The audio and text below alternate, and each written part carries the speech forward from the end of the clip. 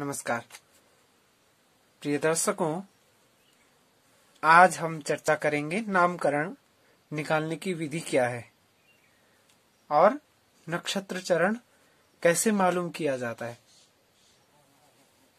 तो हमने अभी पिछली वीडियो में क्या क्या सीखा है।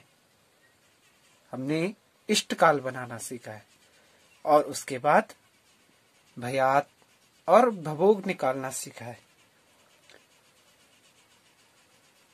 जो दर्शक इस वीडियो पर सीधा आए हैं, उन्होंने इष्टकाल और भयात भवोग वाली वीडियो नहीं देखी है या वो नहीं जानते, कृपया पहले उन वीडियो को देखिए, फिर आपको जो हम ये अब बताने वाले हैं ये समझ में आएगा।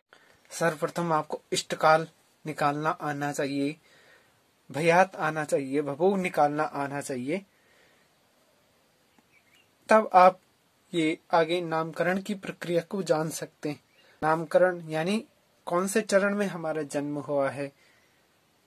तो पहले हम ये जानेंगे कि कौन से चरण में हमारा जन्म हुआ।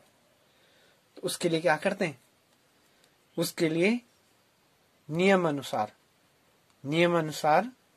4 से भवोग में भाग देते हैं। हमारा भवोग क्या था, तो ये 59 घटी अशून्य पल। तो इसमें हमें भवोग में भाग देना है, 4 से भाग देना है। मैंने तो यहाँ पर कर दिया है, परंतु मैं समझा देता हूं। तो 4 से भाग देना है। 4 से हमने भाग दिया तो एक बार दिया 4 और 5 में से 4 गए, 1 9 नीचे उतर गया।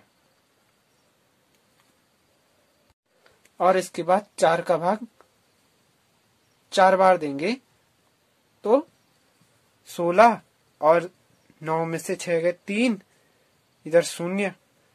ये हमारे पास 3 घटी बच गई। अब इसको भी हमें पल में बदलना होगा। पहले हमें जो ये घटी है इनको पल में बदलना होगा। तो 60 से गुणा कर देंगे। 60 से गुणा किया तो 6 18 180। और इसके बाद ये जो हमारा पल है, यहाँ पर तो पल नहीं है क्योंकि 0 है यहाँ पर लिखा हुआ, तो यहाँ पर पल तो नहीं है, परंतु नियम अनुसार यदि यहाँ पर आपकी कोई संख्या हो तो उसे जोड़े। इसीलिए मैंने यहाँ पे लिखा, नहीं तो मैं 180 लिख सकता था, परंतु अगर यहाँ पर संख्या है तो आपको जोड़ना पड़ेगा। ये पल है, पल को पल में जोड़ना पड़ेगा। आपने 3 घटी का पल बना दिए और जो बचे हुए पल हैं उनको भी यहाँ जोड़ना चाहिए। तो यहाँ पर है तो नहीं, तो मैंने आपको समझाने के लिए यहाँ पर 0 लिखा है कि हमने वो भी जोड़े तो 180 हो गया। अब 180 में पुनः भाग देंगे तो 4 का भाग देंगे 4 बार, 16 4 चौक 16, 8 में से 6 गए, 2 0 नीचे उतर आएगा और 4 का भाग 5 बार जाएगा तो पूरा कट जाएगा। 4 5 20 तो 0 हो जाएगा। तो ये 14 और 45 ये हमारा भागफल हुआ और रिमाइंडर हमारा कुछ नहीं है। तो यहाँ पर 0 है तो हम बस हमारी गणित यहीं पर रखते हैं। नहीं तो आपको एक बार और भाग देना है, 60 से गुणा करके और भाग देना है आपको। तो जो संख्याएं आएंगी तो उनको जोड़ना है। चलिए पहले उसे समझते हैं। तो ये हमने 14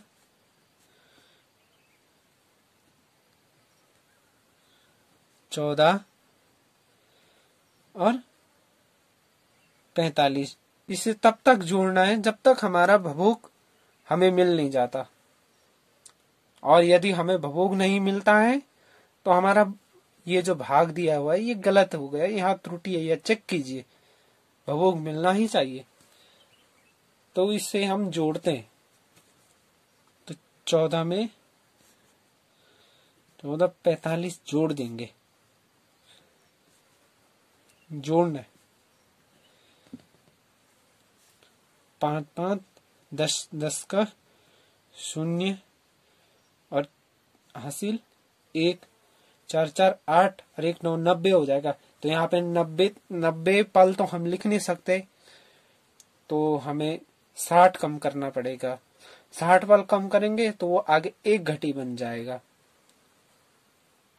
और उसके बाद यहां पर क्या हो जाएगा, 60 कम करेंगे, 90 से 60 कम कीजिए तो 30,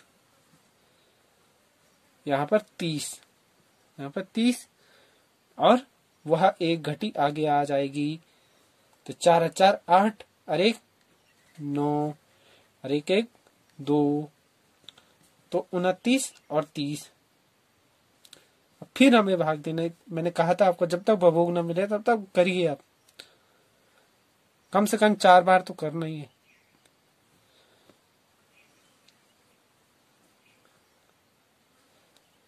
तो 14 45 पुनः लिख दिया हमने।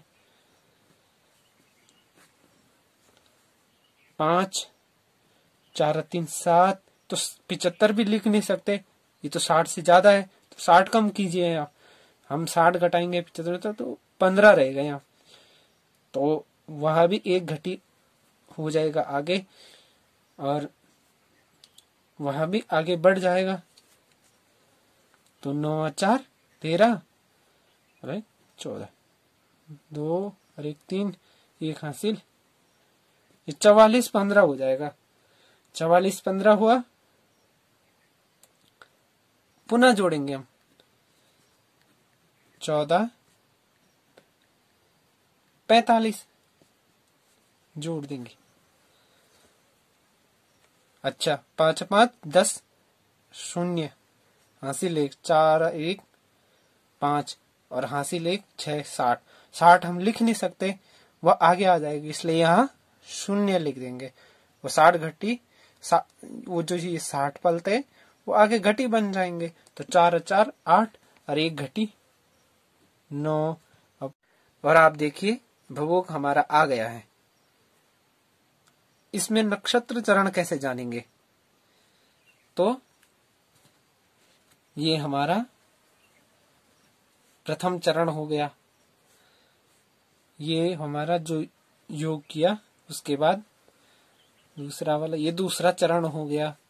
फिर तीसरा योग आया जो, ये तीसरा चरण हो गया, और ये चौथा चरण हो गया।